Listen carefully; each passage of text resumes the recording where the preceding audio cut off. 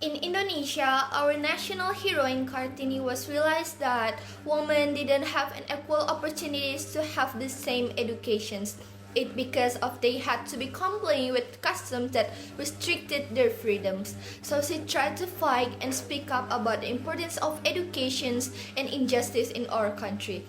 And because of her sacrifices, we celebrate Kartini Days in April 21 as the symbolize that women's emancipations in Indonesia and encouraging us to fight for gender equality and education. So, hello everyone, my name is Uwin Teresa Hitan.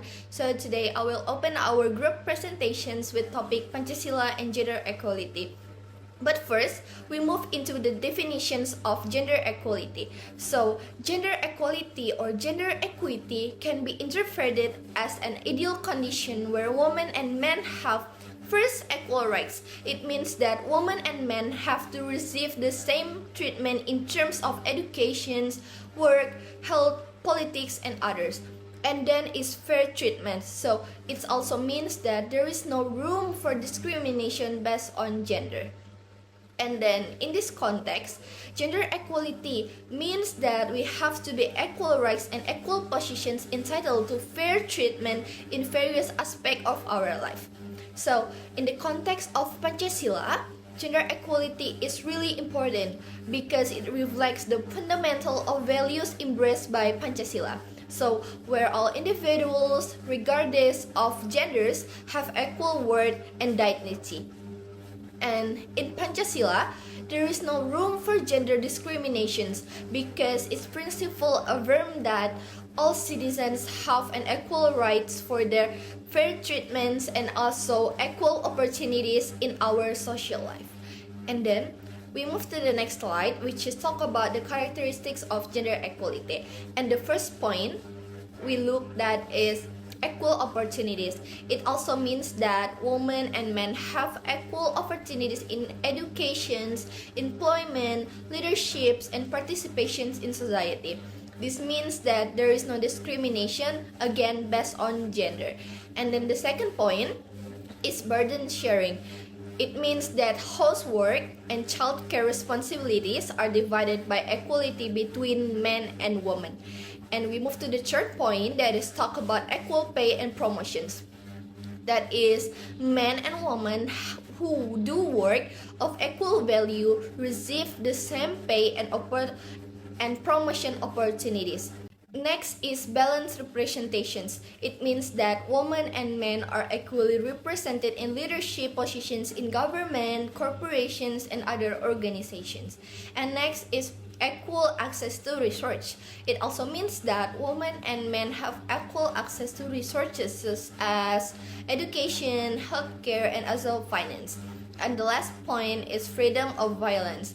This last one means that women and men living free for physical, sexual, and psychological violence. So that's all the explanations about the definition and characteristics. And the next slide will be explained by Ruben. Thank you. Example, education. Women and men have equal access to education. This means there is no discrimination in student admission, access to educational facility, and the equality then the quality of the education provided. For example, in Indonesia, there is a 9-year compulsory education policy that applies to all children regardless of gender. Work. Women and men have the same opportunity to get a job. This means there is no discrimination in the recruitment, promotion, and termination process. For example, in some countries, there are laws that prohibit discrimination based on gender in employment, leadership. Women and men have equal to opportunities to become leader. This means there is no discrimination in selected leader, whether in government, companies, or community organization. For example, in several countries there are policies that require women's representation in government and legislative bodies. Social life. Women and men have equal role in the household, housework, and child care responsibilities are divided equally between women and men. For example, in some countries, there are paternity leave policies and allow father to make time off to help care for a child after birth. Next, gender equality and SDGs. Gender equality is one of the main focus in the SDGs. The 5 SDGs is special aim the achieving gender equality and the empowerment of all women and the girls. However, gender equality is also related to achieving several other SDGs such as SDGs 1, no poverty. Gender equality is important to reduce poverty because women are often marginalized economically. When women have access to education, employment, and financial resources, they can improve their incomes and their family lives. SDGs 4, quality education. Quality education for women and girls is essential to achieving gender equality. Education can empower women to make decisions about their lives, participate in society, and get decent job. SDGs 8, decent job and economic growth. Gender equality in work is important for economic growth. When women can participate fully in the workforce, it can increase productivity and innovation. SDGs 10, reducing inequality. Gender equality is linked to reducing disparities. When women have the same opportunity as men, it can help reduce income gaps and other inequalities.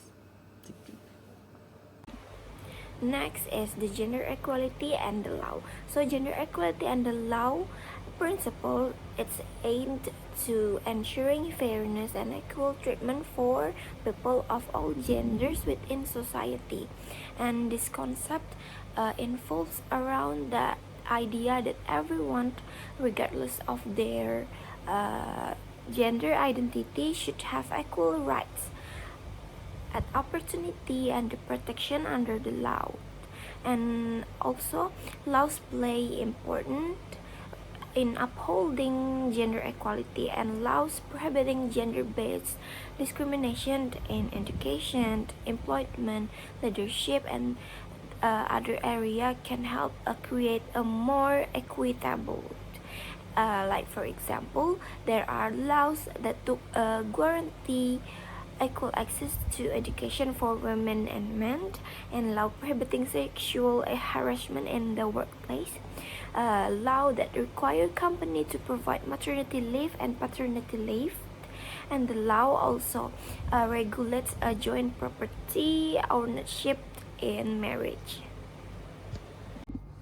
The next is the gender equity in Indonesia. So the condition of the gender equality in Indonesia still face some various challenges. Despite of progress, Indonesia has not yet achieved full equality, and this is like the information is the inequalities that still exist. So the BPS data shows that Indonesia's gender gap index in 2020 touched 0.400.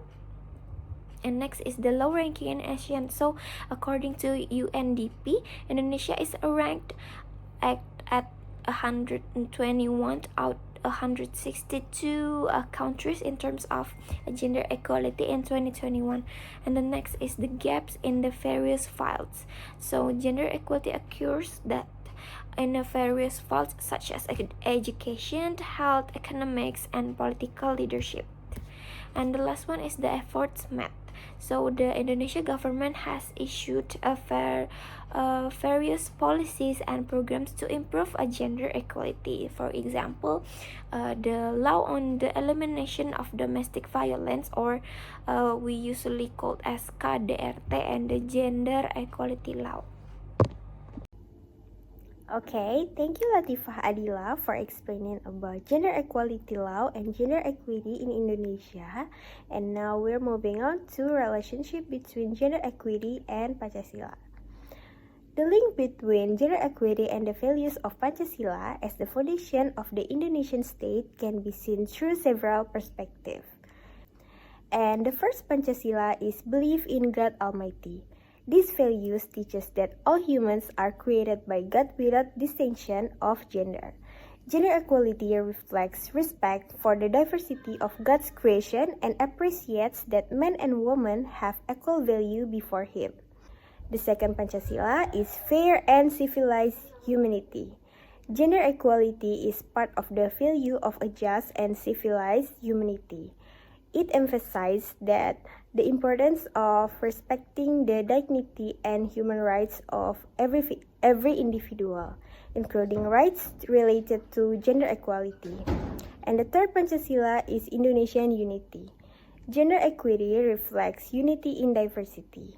In this context, gender equality strengthens national unity by ensuring that all individuals, regardless of gender, can participate in the building the Indonesian nation together.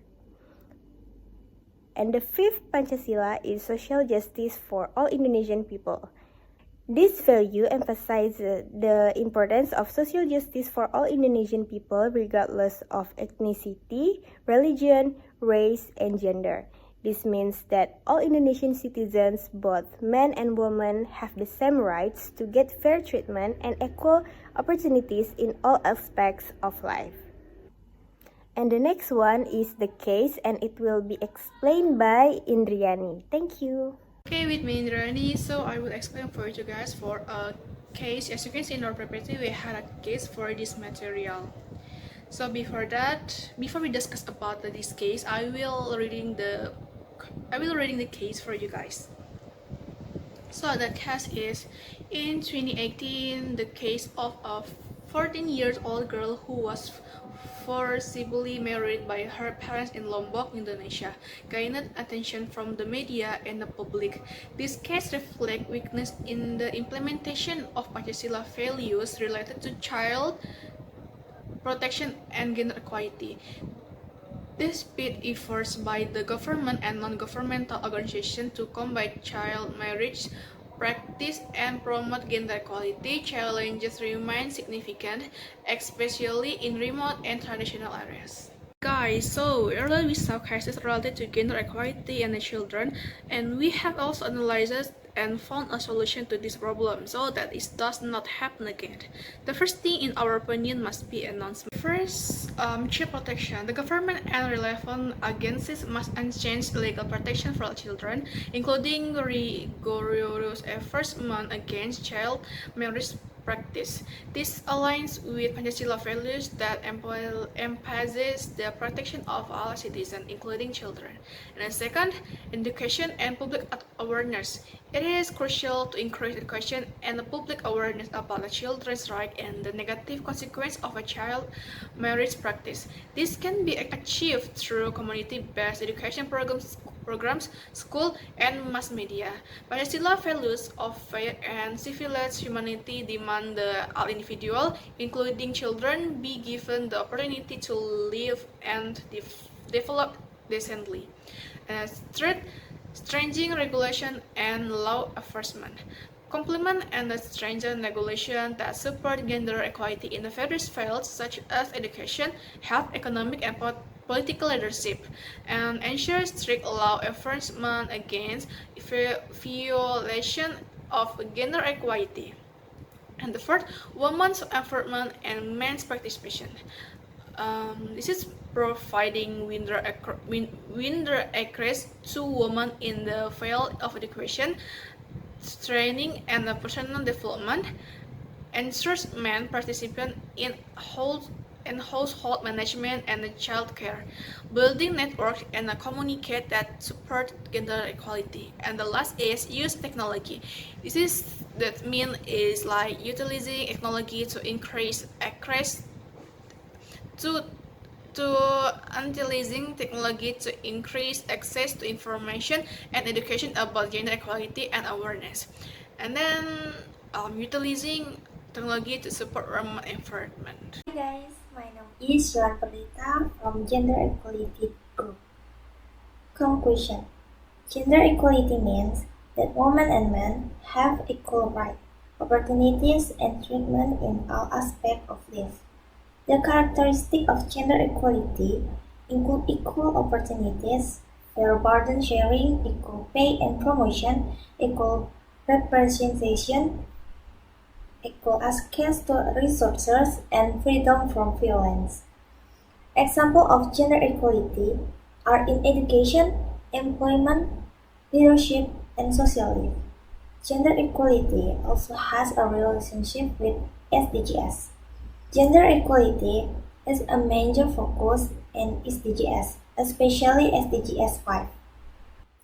Gender equality is also related to the achievement of other SDGs, such as poverty alleviation, equality education, urban work, reducing inequality, and others. The law also plays a role in gender equality. Laws that prohibit gender discrimination in various fields are important to create a fair environment for women and men. The condition of gender equality in Indonesia also still faces various challenges in achieving gender equality. Inequality still occurs in various fields such as education, health, economy, and political leadership. Various efforts and solutions have been made in order to achieve gender equality, namely strengthening regulation and law enforcement, increasing public education and awareness, empowering women, utilizing technology, and also utilizing statistical data. In achieving gender equality in Indonesia, we need commitment and joint effort from our parties to achieve gender equality.